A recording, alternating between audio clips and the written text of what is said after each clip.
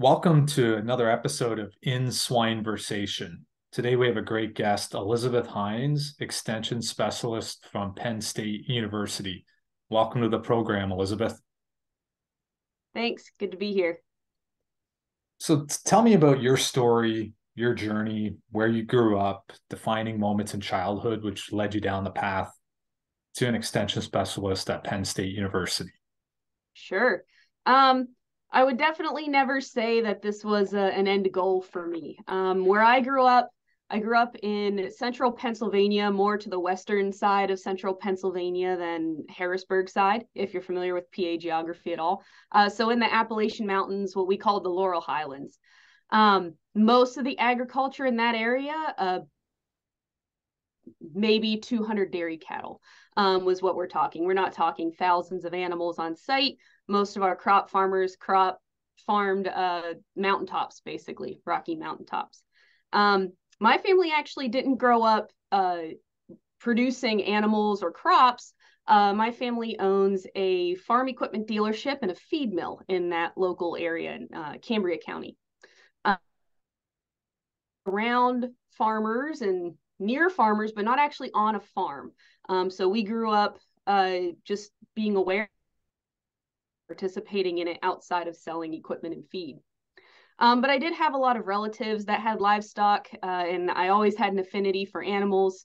So while my brothers kind of tended towards the tractors and equipment mechanic type topics, I trended.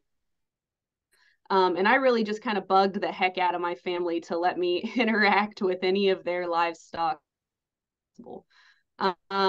I would say some of the bigger defining moments for me were the opportunities I got to work in the tractor shop, sorting parts, getting familiar with planning equipment, talking to farmers about their businesses.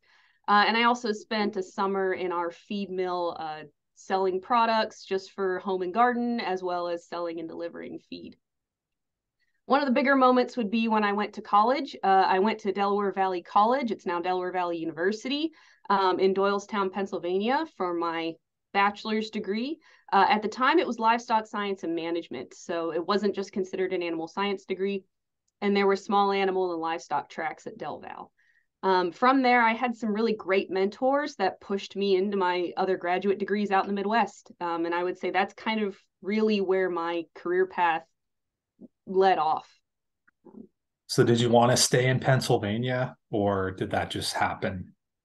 I did not have to stay in Pennsylvania. No, I looked as much as I could. I think most young people go through that phase where they think about whether or not they want to get away from home, and I did. I really wanted to get away from home and kind of see how things were.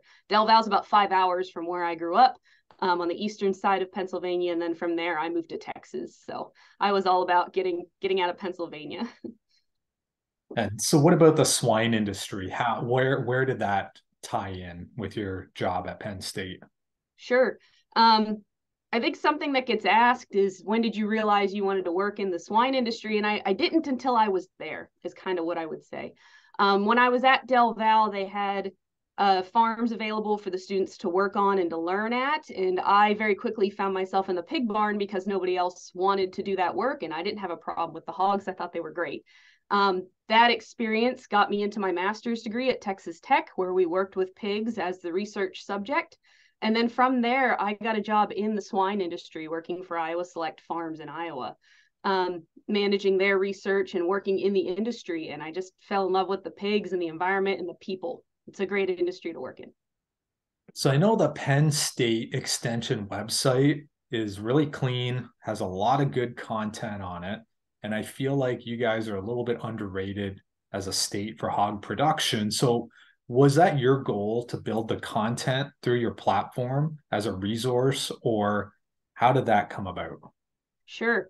So I didn't get to Penn State until after I finished my PhD. After working in the industry for a while, I just wanted to take a little bit of a different direction. Penn State hired me on as faculty and extension specialist for swine. And when I got here, I realized that there had been a gap in swine education in the East, especially the Northeast, for a period of time that just, it almost washed away any available swine education that had been out here. Penn State had gone through and redone their website, so I'm sure they'll be tickled to hear that you really like the cleanliness of the website and the way it works. But since I got here, my goal has been to create education that funnels individuals to useful resources, not just YouTube videos, but to other extension resources around the country, as well as building that base knowledge care. How do we actually take care of a pig regardless of your situation, whether you have them outside, in a lean-to, or in a fully automated, commercial facility, how you take care of the pig itself. So how do we grow the industry in Pennsylvania? Sure. In Pennsylvania, I think people are really is the big thing that's needed here. Pennsylvania has the challenge of having, over 12 million people in the population. So land is a premium. Producers that are out here really understand how to navigate that public versus agriculture tension that can arise in that situation. And almost all of those situations need really good people. We have great technology and studied in the Midwest for there's great technology, great resources, great understanding of pigs and pig production, but we need good people that understand who the consumers are and the lives that they face, as well as agriculture and some of the history and traditions in agriculture, as well as willing to accept and utilize the modern technology where it fits. So you've got a lot of expertise. We're going to go through a couple of the key points that you focus on as an extension specialist, maybe provide a quick summary or a little bit of clarity. Your role in swine production and management. Sure. I think I'd be hesitant to say I have a lot of expertise, but maybe a lot of experience that kind of lends itself to different areas where I can talk about.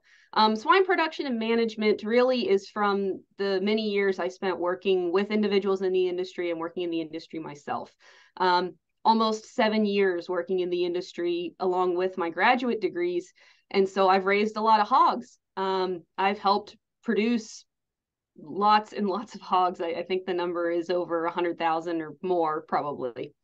And so that experience of just being familiar with that environment is like, and how it translates to individuals that are raising just a few pigs all the way up to hundreds of thousands and millions of animals.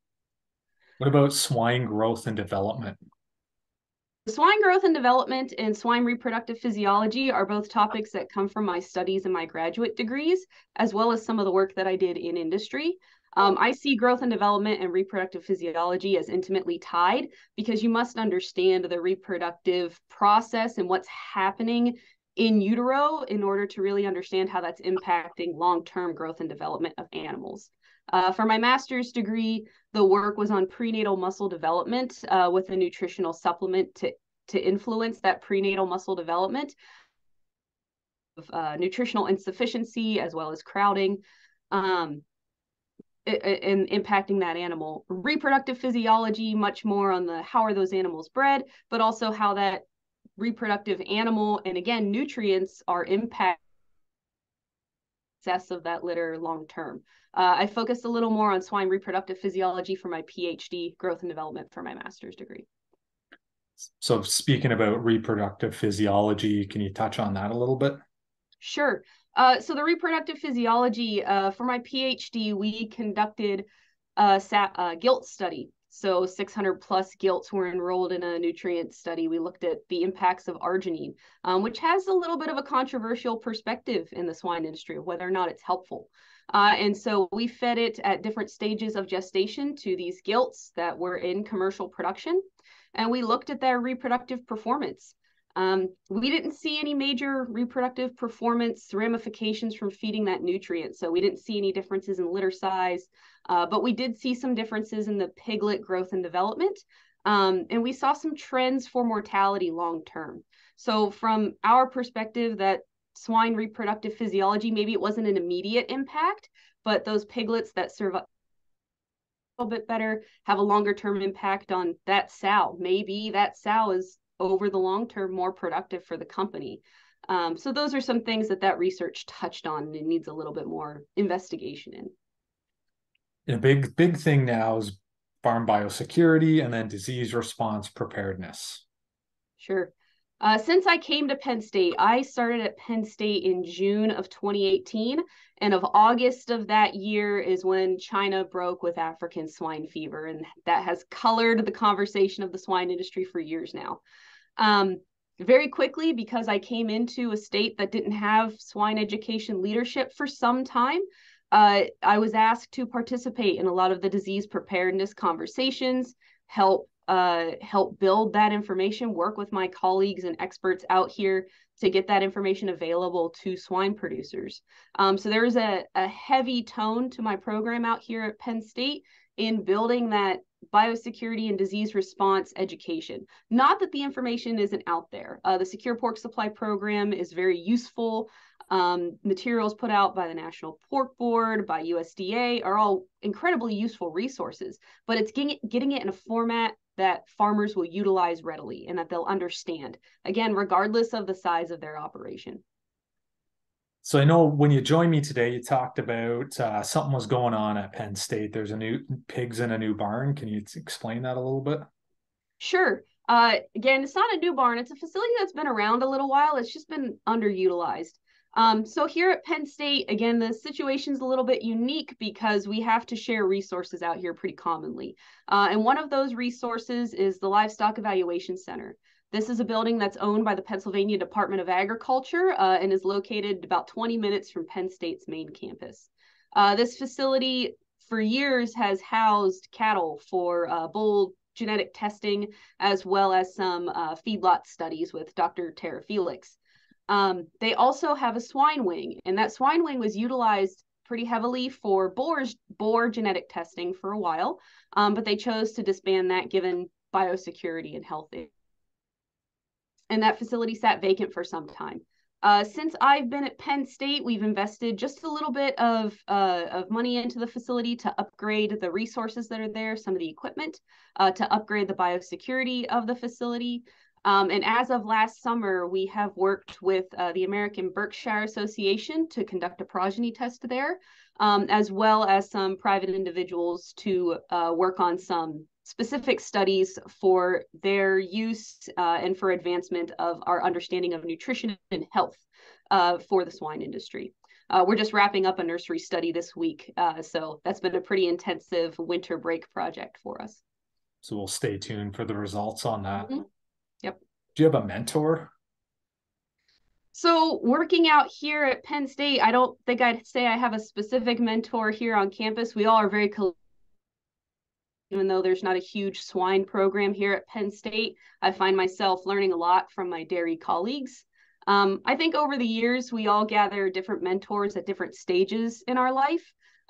Jason Ross was my PhD mentor and had a huge impact on my decision to coming to Penn State as a faculty member. He's now the department head at Iowa State Animal Science. Noel Williams at Iowa Select Farms. I worked closely with him when he started there, and he had a huge impact on the trajectory of my career, as well as Alan Wiley, who was their finishing supervisor at the time. Jessica Starkey was my master's advisor. She also influenced my understanding of research and, how that can take me in different directions. Like most students, I wanted to go to vet school for a while and then learned that there are other opportunities. I'd say one of my biggest mentors is Dr. Diamond.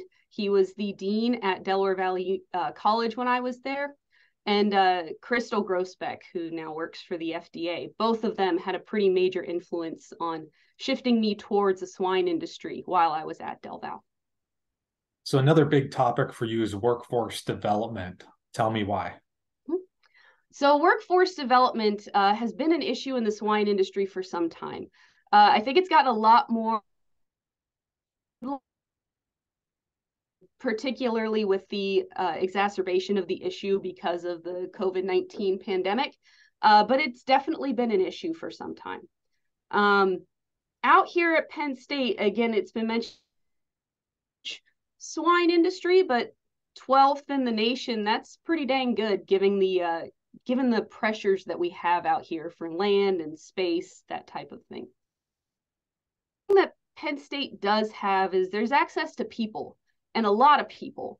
And the other thing that I've learned out here is that really the industry, much like where I grew up, there's a lot of variation in what people consider the industry out here. There's whole groups of individuals that are raising smaller numbers of hogs and making a good living out of it. And they really just want to learn how to be a good producer. How can they grow it? And so I think that understanding that there's a lot of people out here that want to work with pigs and want to understand agriculture, I'm trying to harness that and help them understand the different resources that are available, different aspects of the industry they can participate in, and then train all of the students that we have available into better understanding pigs. So what about a little bit of history at Penn State and swine research? Yeah. I had this conversation very recently with the Penn State Stockman's Club. They asked me to come speak at their annual banquet just to give them an overview of how the program's going. And I reached back into the archives, and Penn State really had a hand in helping advance the industry forward. But this was a while ago, is what I should say. Research from the 1930s and the 1940s looked at things like grind size for corn and feed and how that improved efficiency. I mean, by and large, that is key in industry. If we hadn't improved feed efficiency at that stage, the industry wouldn't have gone anywhere. Getting those pigs to eat better, grow faster is huge. I would say that there was a gap. I had my first master's student go to the Midwest Animal Science meeting it was 2019, I think. She put a poster up and she was doing a great job presenting her work. And I had a few individuals stop by and say to her, Penn State has pigs? That's shocking. Really, Penn State has had a facility and a swine farm in the herd. They raise around 2,000 pigs every year and sell them locally. And they are used in some of the research that I do. They're used for livestock evaluation and teaching. And that resource has been there for decades. And I think that perception that Penn State doesn't even have pigs is part of the concern here. Penn State had a history in it. There's been a gap. They'll admit that. I'm here to try and bring that back around and say, hey, it's a great resource. This is a great school. There's a ton of students that are interested in animals here. We want to show them that swine is something they can work with. It all starts like with you reinvigorating it, building a culture, putting the resources out there. So where are you going from here? What's the vision, the ideal vision? Yeah, my vision for the program is really just to expand its reach for students and show them, again, you can work with these pigs. So the workforce development component is kind of flavoring my program, is what I would say. Like I said, lots of students. Something that we do out here, I have some ongoing research with the farm, again, the size of production of that herd, as well as understanding some of those growth and development aspects. We have what we call a swine research team. Who really just want to learn about research, want to learn about pigs, and get their hands on some animals. And so I have a group of about 86 students a semester that help weigh piglets every time we have a litter of piglets. And they help record that information and they help me log it so that we can track growth of those piglets based on semen that those different sows, so that we can continue to improve our herd. It helps me make decisions for when I'm setting up research, which animals I should include if I did. And it also helps me whenever I do have a research project, I have trained students to pull from. So I said about 86 a semester. It's fluctuated. It's gone up and down a little, but we have a roster from when we've started this in 2019 of about 150 students long. So students that have come into and out of the program. I pull it's from that program, and even the study I reference now is with commercial pigs. And I have 2 of those students that were working to weigh pigs, and they stepped up to work on this nursery study with commercial pigs, and they have done a fantastic job. And they are still so excited to work with pigs. And I think the big thing is these are individuals that didn't come in wanting to work with pigs. They came in wanting to work with cats and dogs. They want to go to vet school. They want to do research. They don't know anything about pigs. And once they get a lot of opportunities open to them there. And so they want to learn more and they want to step up and show that they can do the work. It's still pretty young. It's hard to convince people when they come in with an idea and a goal that they should change their track. But I have had a lot of students work with me and gain swine experience that wasn't there before. And I think it's really only a matter of time before we start seeing a wave into the swine industry of these individuals that they didn't grow up on farms, they didn't have pigs, but they're interested in working with them now. Keep up the good work, Elizabeth. And thank you. Thank you for joining us on In Swine Versation.